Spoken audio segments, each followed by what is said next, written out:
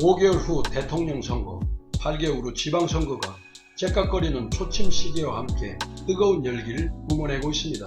떡줄 사람은 생각도 않는데 김치국부터 마시는 후보들 때문에 선고마비의 가을 막가를 제치고 혼탁한 선거 계절이 라리를 틀고 있습니다. 각 당의 대표 선수가 확정되면 TV 토론이 혈전을 이루겠지만, 그런데 의외로 토론 직후 시청자들의 반응을 보면 토론 내용인 정책보다 후보자의 표정, 말투, 매너에 대한 얘기가 더 많은 관심 대상으로 표출된다고 합니다.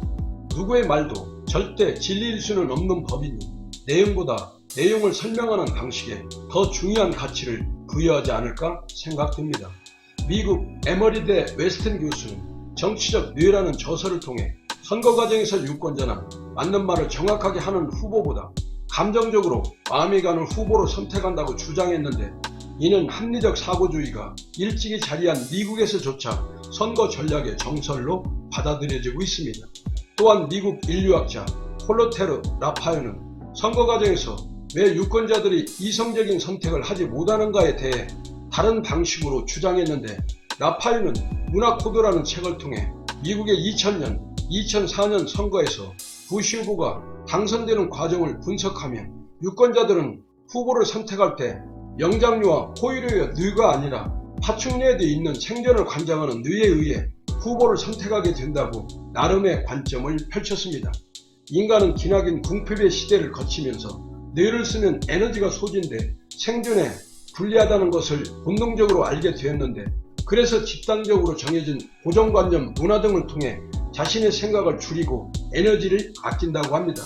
따라서 선거와 같이 무언가를 결정해야 할 때 굳이 자기 머리를 쓰지 않고 문화적으로 이미 받아들여진 지도자의 삶과 가까운 후보를 선택하게 된다고 합니다. 이렇듯 국가 지도자를 뽑는 중요한 선거에서 감성과 문화가 적당히 버무려진 이미지에 의해서 국가 지도자가 역대 선거에서 선택되는 결과를 체험한 여야 선거 캠프는 공중전, 예상전, 지상전도 부족해 연일 폭로전으로 한 치 앞을 내다볼 수 없는데, 초등학생 운동회처럼 치열한 경쟁을 하되 변명이 없는 깨끗한 승복은 우리 정치권은 불가능한 것인지 안타까운 마음을 피력해 보면서 왜 대선 주자들이 네거티브 유혹에 빠져드는 이유 등을 살펴보도록 하겠습니다. 여야를 막론하고 대선 주자들이 정책 경쟁 대신에 네거티브로 흐르는 이유로는 그 효과가 지지율 변화로 즉시 나타나기 때문일 겁니다. 바람직하지는 않지만 우위를 점하려면 어느 정도 네거티브 공세가 필요하다고 생각하는 이유입니다. 네거티브는 민심을 얻기 위한 일종의 심리전이라고 볼 수 있는데, 경쟁 상대에 대한 나쁜 소문을 퍼뜨려 반사 이익을 챙기는 것입니다. 다만 지나친 네거티브는 역풍을 맞을 수도 있는 위험 요소도 동시에 안게 됩니다.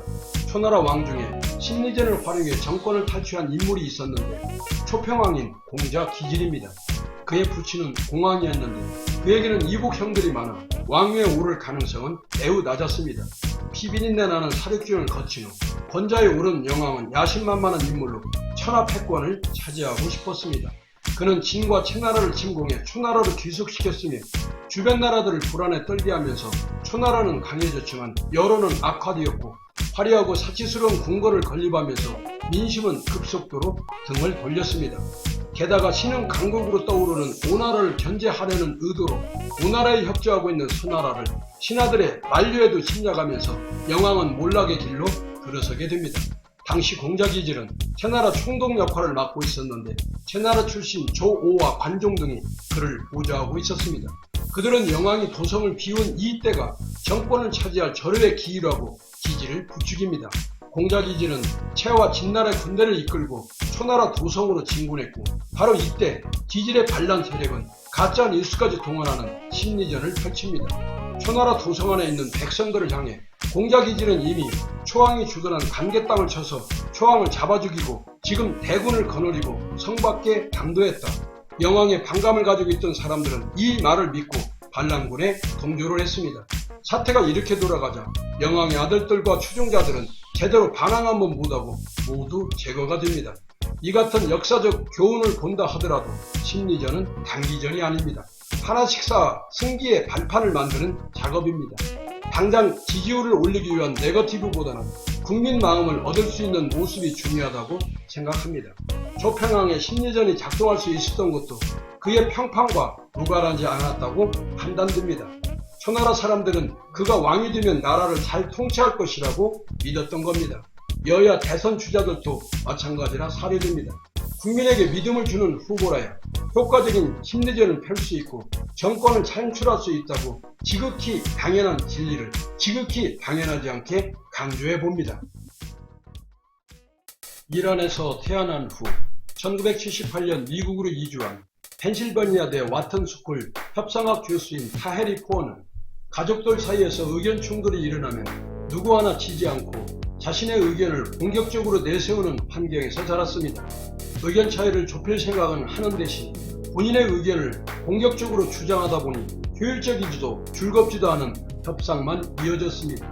타헤리 포어 교수는 사회생활을 하며 개인의 의견을 계속 주장하는 공격적인 협상이 아닌 상대방을 이해한 후 그 사람 관점에서 생각하며 그를 설득하는 협상의 중요성을 깨달았고 올해 2월 국내에 출간된 저서 사람은 무엇으로 움직이는가에서 캘리포니아주 오클랜드시에서 인체 면역 결핍 바이러스 관련 교육 예방 지원을 하는 기관에서 일하며 경험한 협상이 상대방 관점에서 이해하는 것의 중요성을 깨닫게 된 계기라고 소개했습니다.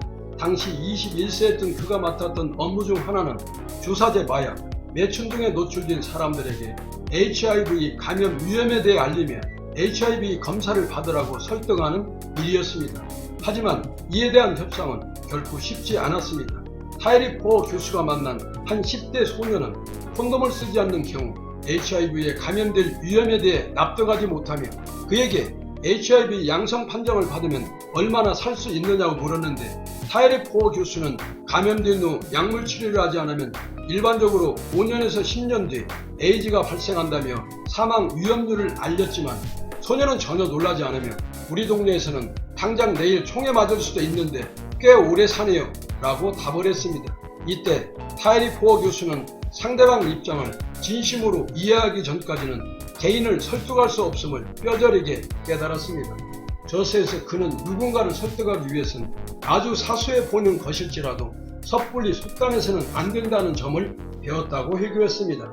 개인마다 성공적인 협상의 이면은 다르겠지만 목표했던 바를 다 이루지는 못해도 이 정도면 충분하다는 느낌을 받고 상대방 역시 똑같이 느끼는 협상이 성공적인 협상이며 일반적으로 사람들은 논리적이고 공격적인 사람이 훌륭한 협상가라는 고정관념을 갖고 있지만 하지만 공감 능력을 기르고 스스로의 강점을 파악하고 이를 활용한다면 누구나 훌륭한 협상가가 될 수 있다고 힘주어 강조했습니다. 좋은 사람으로 평가받는 기본적 기준은 상대방의 말을 끊거나 가로채지 않고 끝까지 들어주는 것이라 했습니다. 후보자 간 상호 토론이나 진영을 대표하는 패널들의 토론을 지켜보면 아예 귀를 닫고 입만 열면 큰 소리로 상대를 압박하는 것이 토론의 정석임을 증명해 주려는 사람들로 넘쳐나고 있습니다. 선거는 국민의 수준만큼만 결과가 나온다고 했는데 개인적으로 보면 우리 국민처럼 똑똑한 국민은 없게 보이지만 집단 지성과 판단으로 휩쓸리면 이게 우리의 현실인지 의아스럽고 안타까운 점을 숨길 수 없다는 것은 모두가 인지하리라 생각해 봅니다.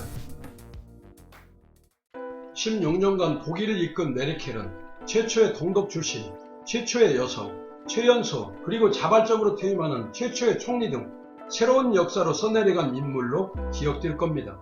메르켈에 대한 평가는 엇갈리지만 그래도 여전히 메르켈의 인기는 응답자의 75%가 긍정적으로 평가되면서 퇴임하는 총리가 맞는 것인지 의아스러울 따름입니다. 총리 재임 기간 동안 여러 차례 위기가 있었습니다. 2008년 금융위기는 전 세계를 위험에 빠뜨렸고 유럽과 독일도 예외는 아니었습니다. 취약한 경제 기반을 갖고 있던 그리스와 이탈리아, 스페인 등이 휘청거렸고 경제 공동체 EU가 붕괴될 위기에 놓였습니다. 독일과 메르켈 총리의 결단과 재정 지원으로 EU는 이 위기를 극복할 수 있었는데 만일 EU가 해체됐다면 그 여파는 세계 경제를 훨씬 큰 위기로 몰아넣었을 것이 분명했습니다. 시리아 내전에 따른 난민 수용 문제도 메르켈을 곤경에 몰아넣었습니다. 메르켈론이란 말은 요즘 유행하는 말로 하자면 메르켈하다, 메르켈스럽다는 뜻 정도로 해석하면 될 듯한데 결정을 내릴 때 지나치게 신중하고 자신의 의견을 분명하게 표출하지 않는 메르켈의 우유부단한 성향을 지칭하는 단어이지만 메르켈은 국내 보수 세력의 강력한 반대에도 불구하고 100만 명에 이르는 국제난민을 과감하게 수용했습니다. 메르켈스럽지 않는 결단이었습니다. 난민 수용에 따른 재정 위기를 걱정했지만 6년이 지난 현재 독일이 난민으로 인한 재정 문제를 겪고 있다는 지표는 어디에도 없습니다. 코로나19에 따른 지나친 규제 조치로 시민들 특히 젊은 층의 반발을 불러왔지만 독일은 유럽에서 가장 안정적으로 코로나 관리가 이루어지고 있는 국가입니다. 국내 정치뿐 아니라 국제 외교 무대에서도 메르켈은 단연 돋보이는 외교관이었습니다. 메르켈은 미국과 러시아, 중국, 일본 등 세계 강국들이 모두 민족주의, 극우적 성향이 강화되고 있는 국제 무대에서 국제적 다원주의, 민주주의 가치를 지키고 중심을 잡아준 중요한 정치인으로 자리매김했습니다. 메르켈이 4년 연임을 고심하고 있을 때 퇴임하는 오바마 대통령이 트럼프의 취임을 앞두고 총리직을 유지해달라고 부탁했다는 일화는 유명합니다. 이란과의 핵협상 파기, 파리 기후협약 탈퇴, 멕시코 국경에 장벽을 세운 트럼프와 비교하면 메르켈의 가치는 더욱 비신함을 인정하지 않을 수 없습니다. 무엇보다 메르켈은 우리에게 가장 부러운 정치인입니다.